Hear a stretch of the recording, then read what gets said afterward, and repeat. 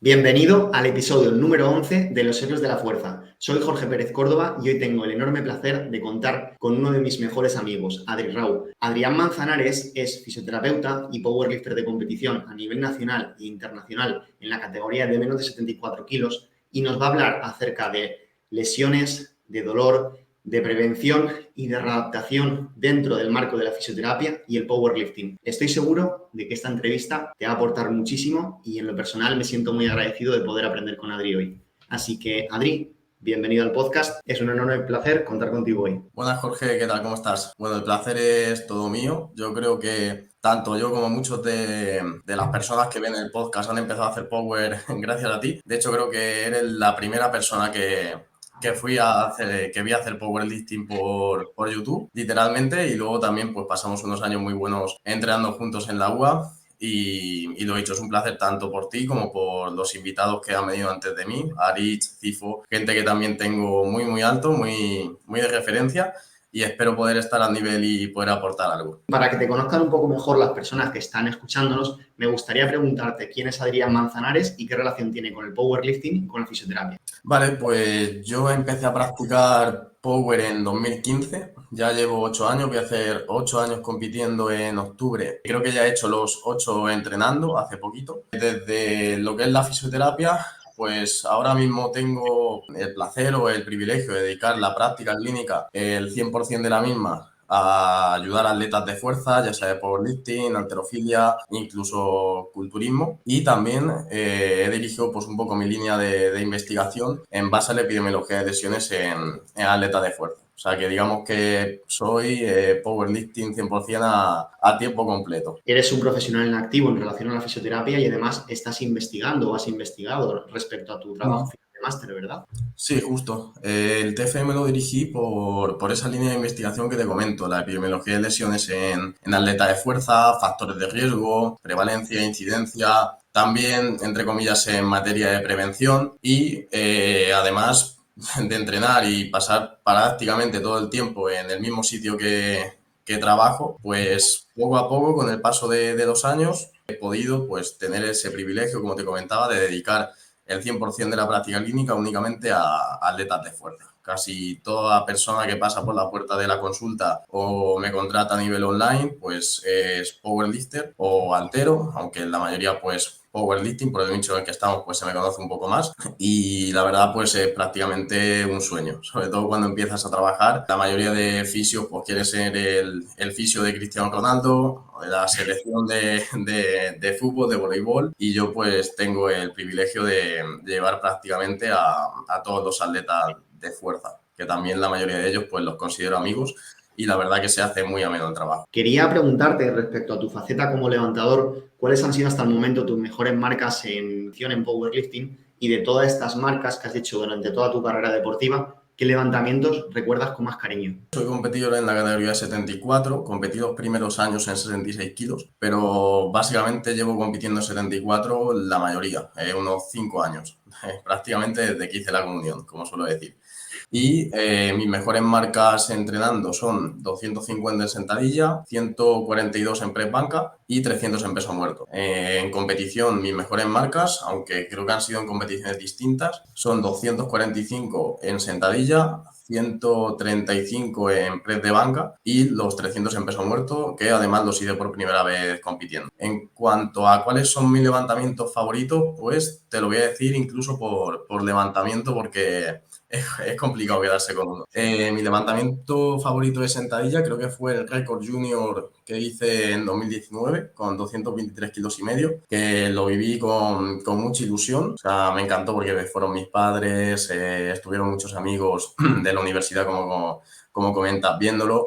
Y fue un campeonato que en general se me dio bastante bien. En banca, mi levantamiento favorito sin duda son los 100 kilos, que además los hice en mi casa, ¿no? Ahí con el setup mítico de los discos del Decathlon, el banco este que era súper peligroso entrenar en él, y además me estaba mi padre espoteando, y al otro lado de las cortinas, que también se reía mucho la gente de las cortinas que tenía, creo que estaba haciendo mi madre la comida. O sea que fue un levantamiento muy familiar y que me hizo mucha ilusión sacar los 100 kilos en banca en ese contexto. Y luego en peso muerto, ahí es la duda. Tengo los 300 kilos del regional, que fueron increíbles. Siempre, pues, sacar 300 kilos hace mucha ilusión y si lo haces compitiendo, pues imagínate. Pero los 2,93 del absoluto me encantaron porque ahí me jugaba mucho.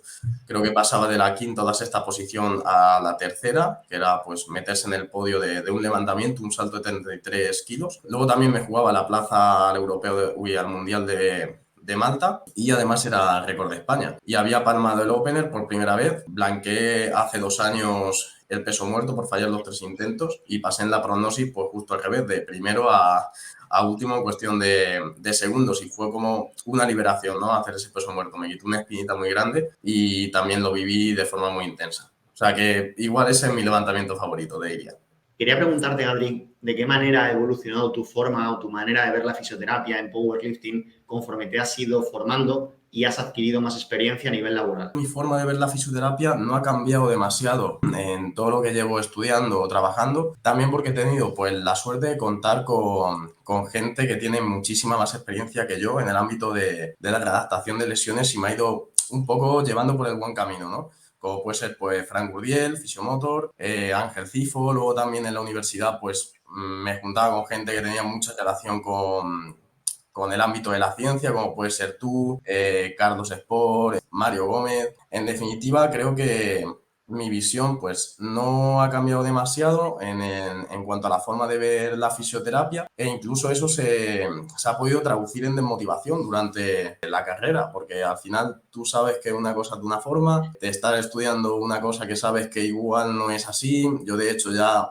sabes que no iba a las clases, no disfruté mucho de la etapa de la carrera, me quedaba en mi casa pues estudiando otras cosas o incluso invertía más tiempo en el gimnasio. Y luego cuando empecé a trabajar es cuando estuvo el principal cambio. De hecho, me costó muchísimo encontrar el primer trabajo. Fue la época después del COVID y me mudé a Valencia, pues con la idea de estar en una ciudad más grande, empezar el máster, que luego me lo cancelaron por el tema del COVID, y me vi pues buscando trabajo. Yo tenía la mochila llena de currículums y iba tachando como paradas de metro, ¿no? A ver, me bajo aquí, echo a un sitio, echo a otro, no me llaman de ningún lado, así pues hasta que la cuenta de banco llegó a cero absoluto y me tuve que volver de nuevo a casa de mis padres y ahí pues de vuelta a empezar hasta que ya cogí el primer trabajo. Estaba a 80 kilómetros de mi casa, el trabajo no me motivaba nada porque era como un servicio de mutuas en el cual pues no puedes dar mucha atención al paciente, no porque los fisioterapeutas, que siempre se suele decir, ¿no? Que los fisioterapeutas de las mutuas o de ciertas clínicas pues no tienen ni puta idea, pero es que cuando estás ahí ves verdaderamente los pocos recursos, sobre todo a nivel de tiempo que tienes y la capacidad, bueno, la poca capacidad de seleccionar los tratamientos que tú consideras más efectivos y al final me pasaba pues horas y horas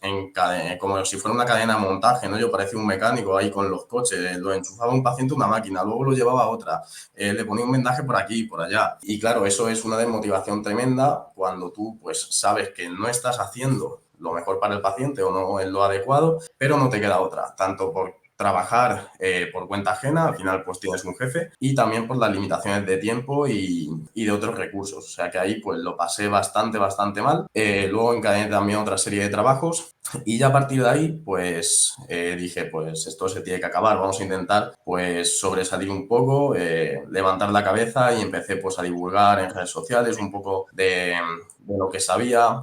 También el hecho de estar en AEP pues, desde el 2015 te ayuda muchísimo a la hora de empezar con tus primeros pacientes, la gente deposita cierta confianza en ti. Luego, justo esto lo hablamos ayer, que yo en marketing pues soy un paquete, no tengo ni idea de hacer marketing a nivel de redes sociales, pero también los pacientes son muy agradecidos y entre eso, el boca a boca, luego entrar a PR Mode y demás, ya me abrió un poco la puerta para empezar a dedicar al 100% mi práctica clínica al atleta de fuerza. Y ya pues en agosto voy a hacer un año que estoy además pasando consulta presencial en el DT Power Center, que es el gimnasio de Power referencia a nivel español, pues junto a otros muchos que también son increíbles. Y ahí pues tengo mi pequeña sala donde paso mis consultas presenciales y la verdad que ahora no me puedo quejar. O sea, estoy muy bien, muy a gusto, muy contento con mi situación, pero hasta llegar aquí pues ha habido que picar mucha piedra, pasar por muchos trabajos y bueno, siempre viene bien recordarlo porque también hay días de estrés que dices, joder, estoy hasta arriba de trabajo, tengo que ver a este atleta ahora, pero claro, luego recuerdas lo anterior y dices, no me puedo quejar. O sea, es increíble lo que estoy viviendo y la forma en la que trabajo. Sobre tu propia evolución, Adri, en relación a lo que has visto y escuchado durante tu formación y experiencia laboral, ¿cuál crees que es el mayor mito que existe en la fisioterapia tradicional o general en relación al powerlifting y al entrenamiento de fuerza? Vale, pues mitos típicos, yo creo que ya se han mencionado casi todos, ¿no? Lo típico de los masajes, no sé qué, lo otro. Pero yo creo que uno de los principales mitos es creer que el fisio es el que cura al paciente o que el fisio tiene el deber o es el que tiene las manos mágicas o los conocimientos mágicos para curar al paciente. Sobre todo en el contexto del atleta de fuerza, yo siempre intento transmitir, tanto en el online como en el presencial, aunque incluso más en el presencial, de que esa media hora y media de clínica o 2 horas de clínica, porque yo también tengo la suerte de que al paciente le puedo dedicar lo que quiero, no me ciño a una hora concreta, pero siempre intento transmitir que una vez sale por la puerta es cuando empieza el trabajo. Es decir, el atleta entrena pues una media de 4 días a la semana, 2 horas por día, o incluso 3, que es lo más común, que he perdido mucho tiempo en el gimnasio, entre comillas. Y, joder, ahí es donde está la verdadera magia. La selección de la variable del entrenamiento, la carga con la que realizas los ejercicios, la selección de ejercicios, la monitorización de la fatiga. Y eso es trabajo conjunto pues, del fisio y el entrenador, pero el grueso del tratamiento yo creo que debe ir enfocado a ver qué ocurre en el entrenamiento, porque yo puedo hacer un tratamiento pasivo en consulta o puedo pautar ejercicio, pero no es comparable el efecto específico del tratamiento a nivel de modulación del dolor o el tratamiento vía ejercicio que yo pauto pues para corregir alguna respuesta adaptativa en base al dolor o, entre comillas, un déficit, pero luego si vas al gimnasio y tienes un RP8 y te lo saltas o tienes una variante que te afecta de forma negativa, el trabajo del fisio se va a tomar por saco. O sea que es muy importante que el atleta sea autoeficaz, dar herramientas de manejo, ayudarle a entender el dolor y que sea totalmente independiente. Es decir, cuanto menos necesita el fisio, mejor. Y yo creo que el grueso del trabajo, al menos en el contexto de powerlifting, en otros deportes pues será distinto seguramente, se puede hacer entre entrenador y atleta, con ciertas puntualizaciones y herramientas de manejo, pero yo creo que el entrenador puede hacer muchísimo por el atleta y el atleta puede hacer muchísimo por sí mismo. Más allá de lo que pueda hacer el fisioterapeuta, yo creo que siempre pues, actuamos como catalizador, es decir, que el proceso de lesión pues, acabe lo antes posible, que se pierda el mínimo rendimiento posible y también como guía, pero en definitiva lo importante empieza cuando el atleta está entrenando debajo de la barra y tiene el control de todas las variables de las que se puede beneficiar y también que le pueden perjudicar. Respecto a estos mitos, Adri, quería preguntarte acerca de si tú crees que el powerlifting es un deporte lesivo peligroso, porque yo esto es algo que he escuchado mucho por parte de sanitarios y por parte de fisioterapeutas. ¿Qué es lo que piensas tú acerca de esta afirmación? Vale, pues ya nos metemos en terreno pantanoso, porque si leemos pues todo lo que hay publicado sobre epidemiología de lesiones en powerlifting, ni siquiera hay un consenso de la definición de lesión. Es decir, si comparamos con otros deportes que definen la lesión como algo que te impide el entrenamiento de forma completa o requiere asistencia médica, el powerlifting en efecto es un deporte que carece de lesiones graves. Yo siempre digo que para lesionarse de gravedad en powerlifting, atendiendo la definición de lesión de pérdida de competición, pérdida de entrenamiento o requerir asistencia médica, o tienes que tener muy mala suerte o ser muy bruto entrenando y hacer regular las cosas. O sea que a nivel de lesiones graves es muy complicado. De hecho, la mayoría de lesiones graves de las que se habla en powerlifting en estudios de caso, pues hacen referencia a consumidores de esteroides, se centran más en el componente del atleta equipado o incluso esas lesiones graves que se hablan en estudios de caso se han producido fuera de la práctica deportiva del powerlifting y luego ya pues se hace un seguimiento de cómo se va recuperando el atleta, cómo se van reintroduciendo los ejercicios o la vuelta al rendimiento. Pero claro, cuando cambiamos la definición de lesión, la cosa cambia bastante. De hecho, en los estudios epidemiológicos más recientes, pues se define la lesión como cualquier condición que obliga al levantador a perder o modificar más de una sesión de entrenamiento y esto se prolongue más allá de un microciclo. Claro, yo recuerdo un estudio, no me acuerdo ahora exactamente el año, que se hizo en Suecia, IPF 2011-2014, y le preguntaban al atleta, vale, en base a esta definición de lesión, hacemos un recuerdo. En estos últimos 6 meses ha sufrido una lesión y el 80 y pico % de los atletas decía que efectivamente pues habría sufrido una lesión. O sea que, en definitivas cuentas, el deporte que practicamos no es lesivo en comparación a otros deportes colectivos en los que hay impactos, traumatismos, hay rivales, hay entorno, pero sí que tenemos que lidiar de forma muy frecuente con patrones de dolor. ¿Qué consejo le darías a quien nos está escuchando para ayudarle a prevenir lesiones en powerlifting? Y en el caso de que la lesión ya se haya producido, ¿qué pautas generales o recomendaciones deberíamos seguir para recuperarnos de las lesiones y del dolor de la forma más óptima? Primero de todo, como he dicho antes, debemos tener en cuenta el factor del entrenamiento. Si eres fisioterapeuta, tienes que tener muchísima insistencia en trabajar en conjunto con el entrenador. También saber algo de entrenamiento. No digo que debas programar a un levantador para que mejore su rendimiento, sino tener ciertas nociones. Y el atleta también debe tener ciertas nociones sobre entrenamiento y debemos tener también muy en cuenta la opinión del atleta a la hora de hacer ciertas modificaciones. También, pues, puedo quedarme ahí, que es lo típico, ¿no? Decir, pues el control de la carga, el entrenamiento, pero yo creo que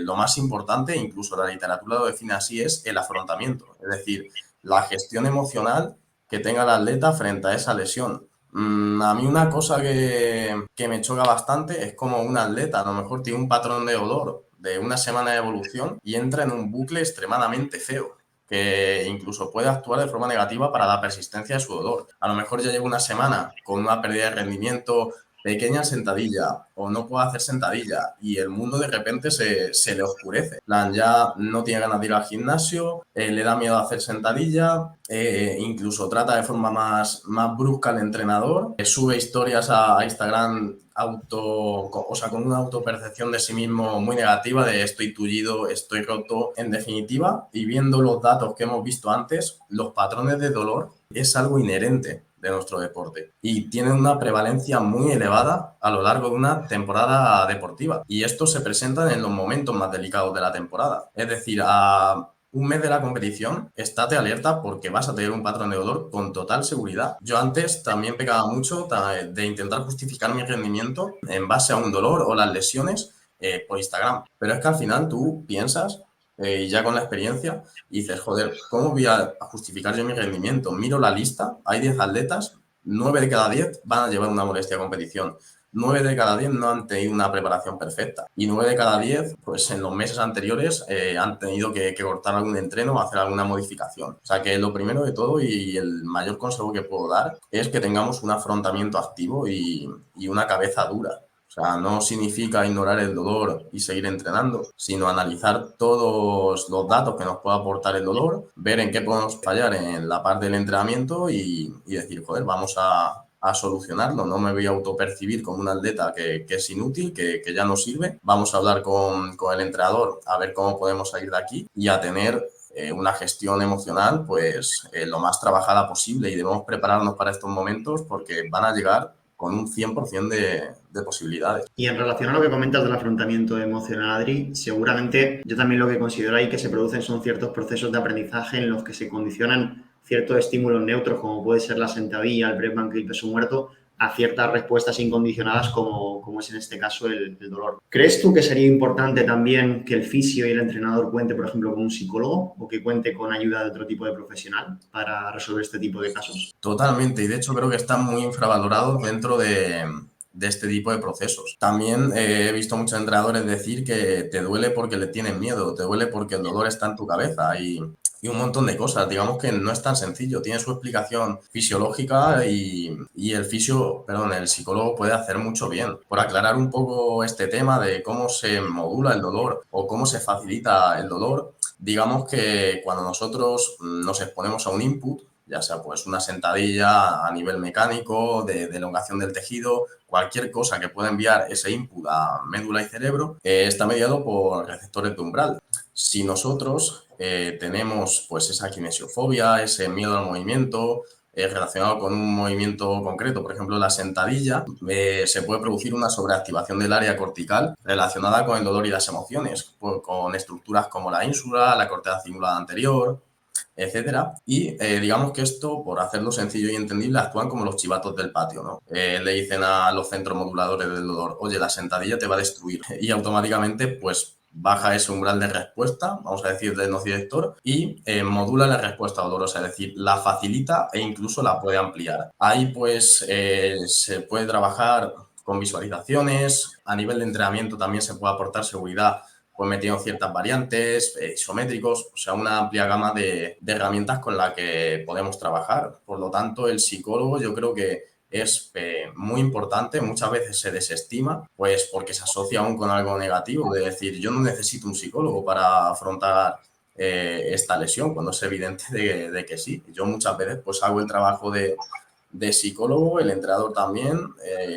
Me leí, bueno, luego pasaremos al tema de las lecturas, pero yo creo que hay lecturas interesantes, rápidas, de las que también podemos sacar alguna cosilla, y creo que también es importante el factor económico en esto, porque al final si te lesionas, si os supone, pues pagarme a mi X, pagarle al entrenador Y, llevas aparte el Nutri, el gimnasio. El grueso de los atletas son atletas junior que no trabajan o tienen trabajos pero remunerados porque están empezando, y al final es un desembolso muy grande. Quería preguntarte, más allá de lo que hemos estado hablando sobre la prevención de lesiones y la adaptación, ¿cuál ha sido hasta el momento tu experiencia más memorable o divertida o random, tanto entrenando como compitiendo en powerlifting? En cuanto a experiencia más memorable, yo recuerdo una época concreta que es cuando estaba empezando. También se puede englobar la UA con esa experiencia memorable que nos lo pasábamos muy bien, pero a mí se me hace muy entrañable por recordar cuando yo me levantaba, me iba al instituto,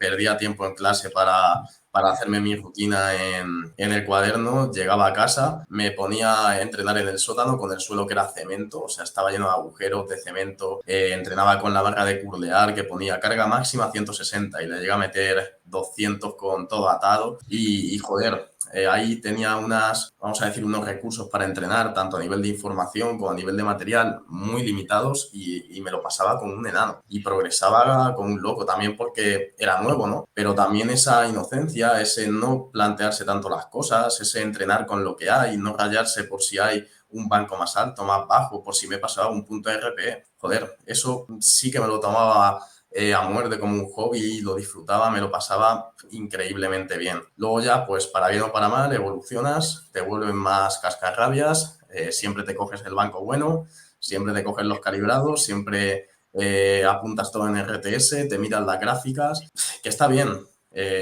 pero yo creo que también todo el mundo debería empezar un poco así. Verlo desde esa parte porque es súper bonito. Ahora que has dicho eso, Adri, me estaba acordando de la época de la UA y creo que la mayoría nos volvimos cascarrabias en la UA. Sí, sí, ahí ya cuando te tocaba turnarte, bueno, era un gimnasio bastante solidario por esa época, que a lo mejor te tocaba turnarte con 5 en la banca, uno ni siquiera hacía power, o uno levantaba 50, otro 180, se ponía anís, ¿no? Ahí con la goma del liso a levantar 200, lo tenía que... Era un grupo, la verdad, muy sano y se echa mucho de menos. Ya ves, la verdad que teníamos un grupo bastante top. Un tema, Adri, que pregunto a los héroes que pasan por el podcast, como es tu caso, es acerca de cómo se organizan en su día a día desde que se levantan por la mañana hasta que se acuestan por la noche, por lo que me gustaría saber en líneas generales cómo es tu organización diaria y qué consejos, también generales o globales, nos das para poder conciliar mejor el powerlifting con el resto de las facetas de nuestra vida. Vale, pues te comento un poco cómo es mi día a día y lo que suelo hacer los días que tengo más libres. Digamos que yo me levanto, me levanto sobre las 9. Lo primero que hago pues es contestar el feedback que tengo pendiente antes de irme al gimnasio, ya que no me gusta pues irme al gimnasio con la bandeja llena. Tengo un horario de trabajo que es por las tardes, pero soy el primero en saltármelo, no me respeto mucho en ese aspecto, pero es que si no, no me puedo ir a entrenar tranquilo. Luego ya pues entreno más o menos hasta la hora de comer y por la tarde ya la dedico íntegramente al trabajo. De normal pues ahí tengo la clínica presencial. También pues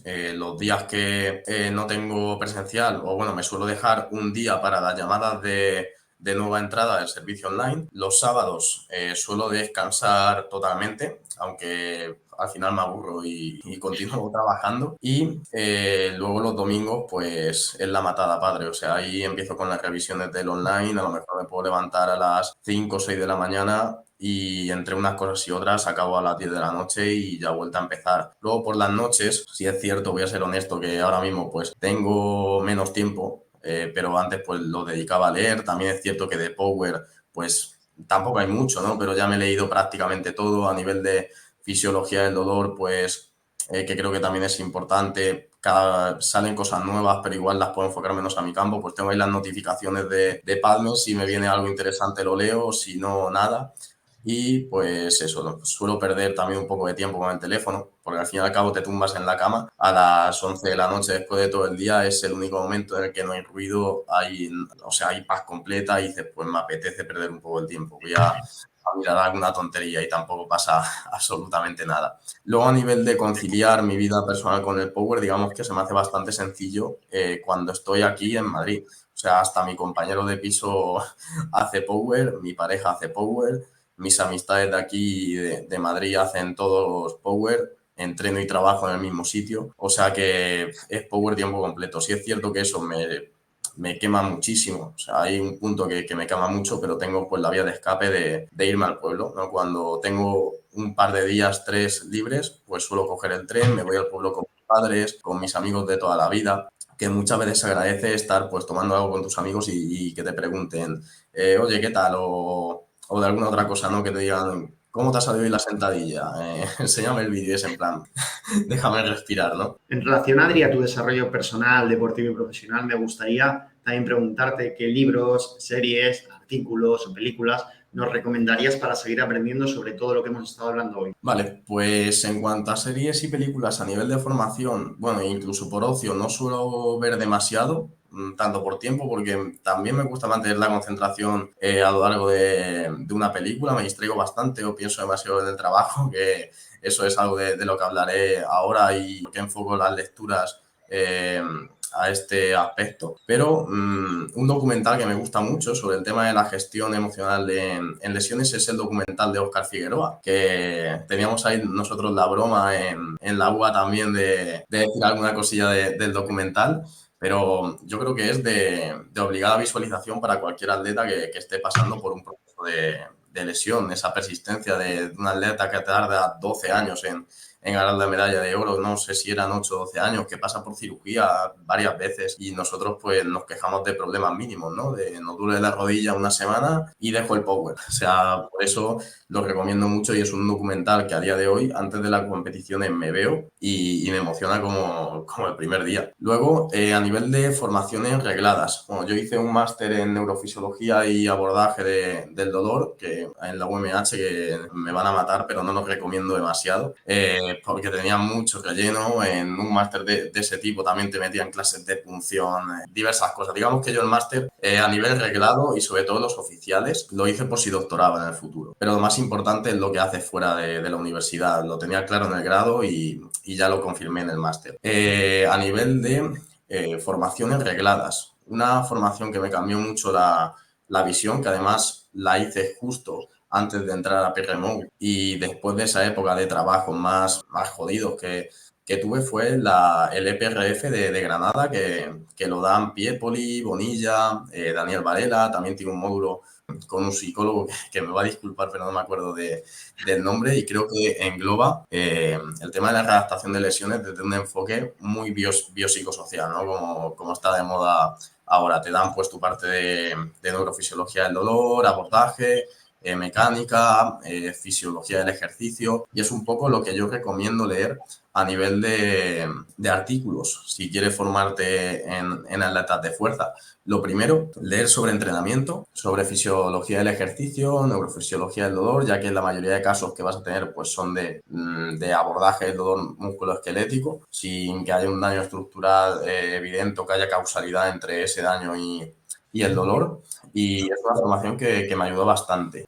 También, pues, encaminar la lectura si busca de temas concretos hacia esas áreas. Y en cuanto a Power como tal, hay muy poco. Hay muy poco de leer a nivel de epidemiología de lesiones. Lo poco que hay es de una calidad muy baja, que no significa que no sirvan para nada, sino que vas a tener que cogerlo con pinzas e interpretarlo y hacer una lectura crítica de ello. Por lo que yo recomiendo, en base al curso maestro que debes hacer, debe ser uno de metodología de la información o metodología científica, que en mi caso lo hice con Frank Gurdiel y con Laura Flix. en Keres. Y yo creo que teniendo ese curso, sabiendo plantear bien la pregunta de investigación, sabiendo filtrar la información que tienes delante, tienes todo lo que quieras, porque al final la información reglada lo que hace es, pues vale, yo hago esto por ti y te lo cuento. Y aún así va a haber cierto sesgo por parte del docente siempre. Incluso yo a la hora de hacer alguna formación que tengo en el tintero, he sido crítico y he dicho, estoy tirando por mis preferencias, ¿no? Vamos a ver también el otro punto de vista y que el alumno pues, se quede con lo que más le guste. Pero yo creo que si tienes que empezar por algún curso, que sea de bioestadística o por metodología de la información, método científico. Y en relación a lo que has comentado, Adri, sobre la investigación, ¿hacia qué futuro piensas que va la fisioterapia en powerlifting? ¿Y qué líneas de investigación consideras que son más prometedoras? ¿Y cómo puede mejorar esto el panorama actual de la fisioterapia en relación al power? Vale, pues en cuanto a los estudios que he mencionado antes, sí que es cierto que son bastante honestos con las limitaciones del propio estudio y eso es muy positivo. También porque la gente que hace esos estudios es sin ningún tipo de conflicto de interés, incluso los revisores son los propios atletas. Por ejemplo, en Suecia, no Emil Nordling, creo que era un chico de 93 que también se llama Emil, es revisor de los estudios. Y lo que debemos intentar hacer es mejorar el diseño de los mismos. Mi TFM pues, fue un protocolo de estudio que bueno, es una movida hacerlo. La verdad que me he ido un poco arriba, pero habrá que modificarlo. Pero sobre todo la problemática está en el diseño, es decir, diseños retrospectivos, que eso tiene pues ciertos segos de información selectiva, es decir, que el atleta al final te cuenta un poco lo que quiere, sesgos de recuerdo a la hora de rellenar los cuestionarios, que también son cuestionarios no validados, no fiables, que hace el propio investigador, lo coge de otros deportes y le cambia las preguntas, cambia chute por sentadilla o cosas así, algo muy hardcore. O sea, al final, pues lo más interesante sería hacer un estudio prospectivo, es decir, coge una muestra de atletas, los evalúa a lo largo de una temporada o un año. Las herramientas con las que mido la variable son fiables. En vez de preguntarle, oye, ¿cómo estás de cansado? Pues le paso la variabilidad en la frecuencia cardíaca o utilizamos otra serie de mediciones o un salto vertical para ver la fatiga, no sé, herramientas que estén validadas. Y también importante definir el concepto de lesión para la recogida de datos. Yo creo que hay ahora a nivel de cualquier condición que obliga al levantador, tal.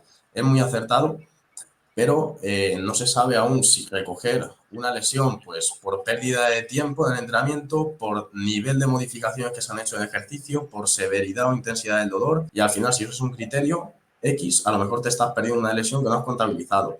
Ahí creo que hay trabajo por hacer. Incluso yo alguna vez le he dado vueltas a la cabeza de cómo hacerlo y es muy complejo, muy complejo. Pero yo creo que otros deportes como la natación, el remo y demás lo tienen bastante más estandarizado e incluso podemos sacar cosillas a nivel metodológico de sus estudios de epidemiología para poder mejorarlo. Y luego también que la muestra no es representativa. Es decir, a lo mejor cogen una muestra de 100 chicos y 20 chicas o una muestra de atletas a nivel internacional y de nivel amateur o que hay atletas de 60 años y atletas de 10. Creo que antes pues había más limitación, pero yo pues estuve calculando el tamaño del efecto con la muestra de la EP, rangos de edad, rangos de puntos IPF, y creo que ahora estamos en un contexto muy favorable para hacerlo, porque hay una muestra muy amplia. Creo que, en definitiva, esto es lo que puedo aportar en cuanto a la mejora de la metodología de los estudios. Seguramente me deje algo, porque de esto te puedes tirar hablando toda la mañana, pero a rasgos generales creo que con esas pequeñas cosas ya se da un paso muy grande. Genial, estoy seguro que poco a poco se irá mejorando todos los aspectos en relación a los diseños y la metodología de investigación en el campo de la fisioterapia y el powerlifting. Ya para terminar, Adri, ¿cómo resumirías en una frase el mensaje clave o el supermensaje que quieres que quien nos está escuchando se lleve a casa y aplique desde ya mismo?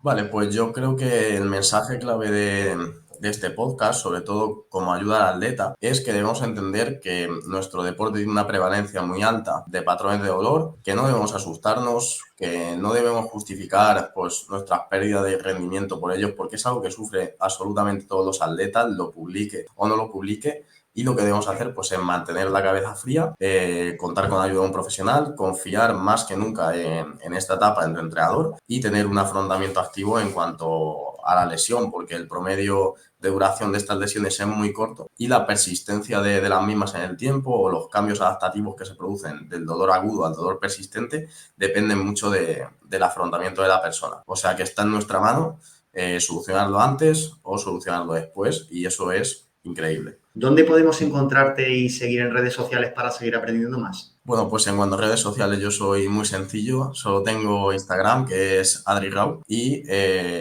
ahí es donde me podéis encontrar de momento y creo que en el futuro también va a ser así, no me planteo tener ninguna red social más. Muchas gracias de nuevo, Adri, por estar hoy aquí. Ha sido un enorme placer escucharte y aprender contigo.